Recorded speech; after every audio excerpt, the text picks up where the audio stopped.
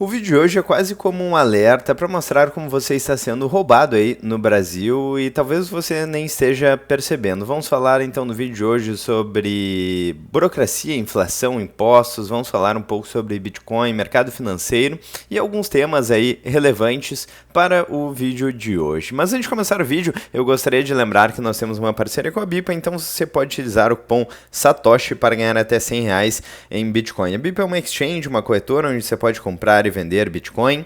Eles têm um cartão com cashback em Bitcoin que é muito interessante e várias soluções bitcoinheiras. Então, se você tiver interesse, dê uma olhada na descrição do vídeo com o link e todas as informações. Então, a ideia do vídeo aqui é trazer um compilado sobre várias formas que você está perdendo dinheiro, seu poder de compra está sendo dilacerado no Brasil e mostrar aqui como hoje em dia nós temos várias alternativas, certo, para fugir da corrida dos ratos, digamos assim, né? O disclaimer que eu sempre faço no canal é que isso não é uma dica de investimentos. Eu quero mostrar aqui alguns dados, alguns números para que vocês possam entender o que está acontecendo e tomar aí a sua decisão própria, né, sobre o assunto em questão. Bom, então primeira coisa aqui é poder de compra, né? Inflação. E aqui eu tenho o dólar e o real justamente para mostrar que isso não é um problema que acontece apenas aqui no Brasil. É claro que no Brasil é um problema maior, né? Por exemplo, o real, ele existe desde 1994 e o Brasil já teve inúmeras moedas aí que passaram por períodos de hiperinflação e por aí vai, né? O dólar, por exemplo, é uma moeda um pouco mais forte, então esse gráfico aqui de perda de poder de compra do dólar vai até 1913, né? Muito antes do plano real, né? Então, nem se compara aí, mas é a mesma coisa, né? Na verdade, no final das contas, não é a mesma coisa, é um pouco melhor, mas no final das contas acaba perdendo boa parte do seu poder de compra, então todas as moedas fiduciárias estão colapsando, algumas mais rapidamente, outras mais lentamente, né? O real está colapsando mais rapidamente. Se a gente compara o preço do dólar com o real, a gente vê isso, colocando numa perspectiva de um pouco mais longo prazo, então de 2003, que é onde vai o gráfico aqui do Google. Aliás, aqui é o euro, né? A gente está olhando para o euro. Bom, euro também, né? O real perde poder de compra em relação ao euro, perde poder de compra em relação ao dólar e por aí vai, né? Basicamente, o real é uma moeda mais fraca, então a gente vê a inflação acontecendo nas moedas fiduciárias, algumas mais rapidamente, outras de forma mais lenta, né? E algumas alternativas, então, ativos escassos. Quando a fertilidade era maior no mundo inteiro, as pessoas corriam para os imóveis, foi muito bom para a geração dos nossos pais, dos nossos avós. O problema é que hoje em dia a fertilidade caiu muito, a taxa de natalidade, inclusive no Brasil, está abaixo de 2 filhos por casal, ou seja, se a população não vai mais aumentar, eventualmente pode começar a cair, aí o mercado imobiliário passa a não ser mais tão atrativo quanto foi no passado, quando a taxa de natalidade, a fertilidade era muito mais alta.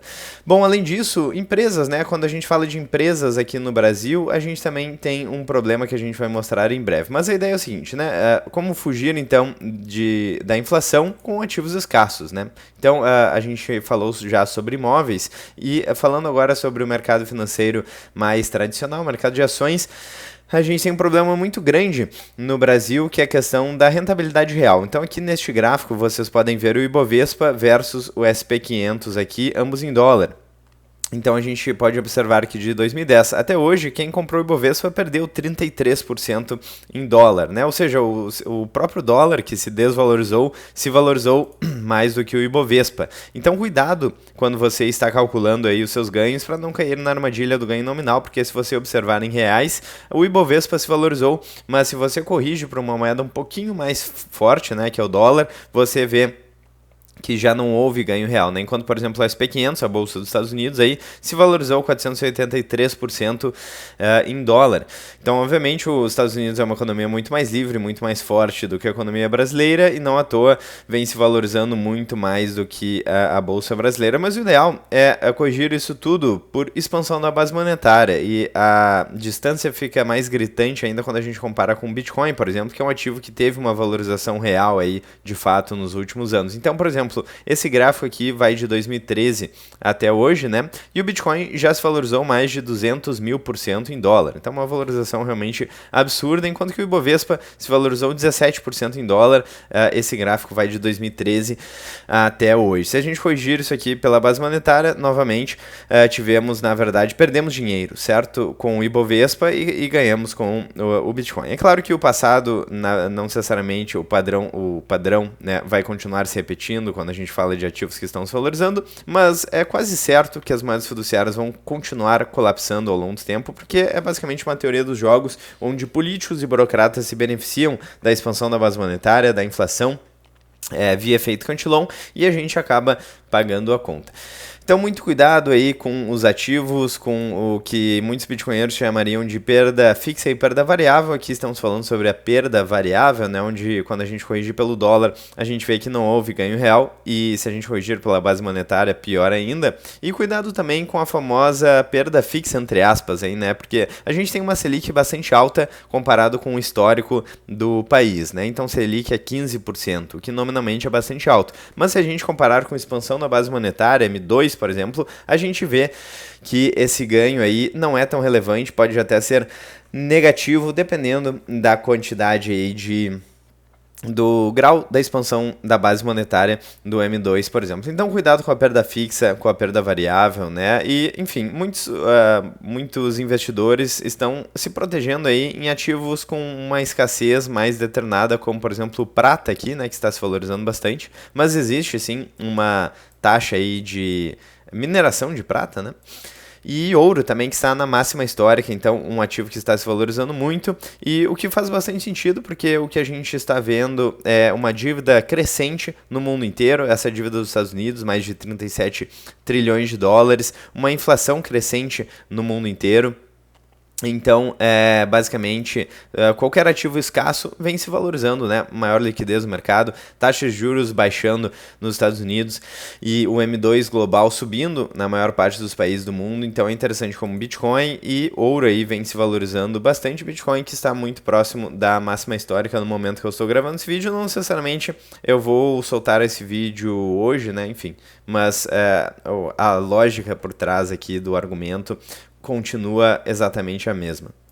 Bom, o que mais que temos aqui? Então, temos uma quantidade brutal de impostos a quantidade de impostos é brutal aqui no Brasil, né? Então, quase 3 trilhões de reais, de impostos somente em 2025, sendo que estamos em outubro, o ano ainda não acabou, então é realmente brutal como a gente perde dinheiro via inflação, via impostos, via burocracia, né, e todas as dificuldades que a gente tem no Brasil que dificultam empreendedores, empresas, pessoas que de fato criam empregos aí de desenvolver negócios, né?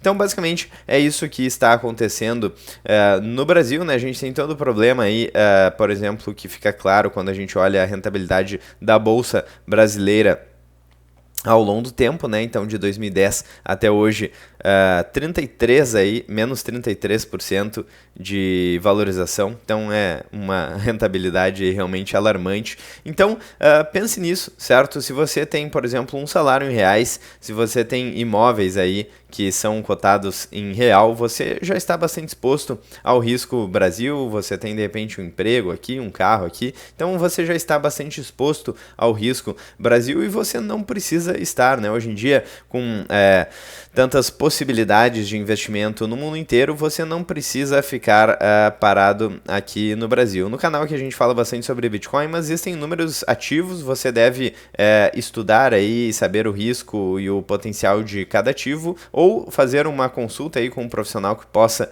lhe auxiliar aí nessa escolha, né? Como proteger o seu dinheiro da desvalorização cambial, de todo o problema econômico que a gente tem no Brasil, né? E em vários outros países também, porque inflação não é um fenômeno apenas brasileiro, dívida também não, impostos crescentes também não. Então é uma situação relativamente complicada em termos de economia global, mas também sempre que a gente vê um momento complicado, mercado, existem várias oportunidades aí, né? Não à toa a gente tem tantos ativos muito próximos da máxima histórica, ouro aí, por exemplo, Bitcoin, por exemplo, também, SP500, que é a Bolsa dos Estados Unidos também, que vem se valorizando bastante desde a crise do subprime aí, dos programas de quantitative easing, e é importante saber aí todos os riscos do mercado, né? Por exemplo, um dos principais riscos que eu menciono em vários vídeos aqui do canal é a questão da dívida. O sistema fiduciário é lastreado numa dívida global que vem crescendo, não só nos Estados Unidos, mas no mundo, no Brasil, na Europa, na América Latina.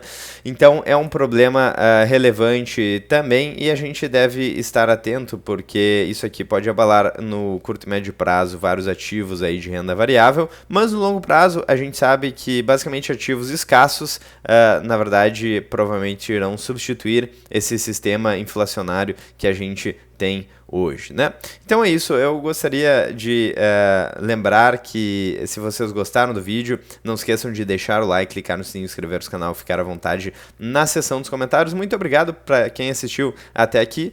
Se vocês querem contribuir ainda mais com o canal, façam parte da área de membros, aí ajuda muito a produção de vídeos com maior frequência, em maior volume, maior quantidade aí para vocês. Eu vou ficando por aqui, vejo vocês ainda hoje ou amanhã no próximo vídeo do canal. Um grande abraço e até mais.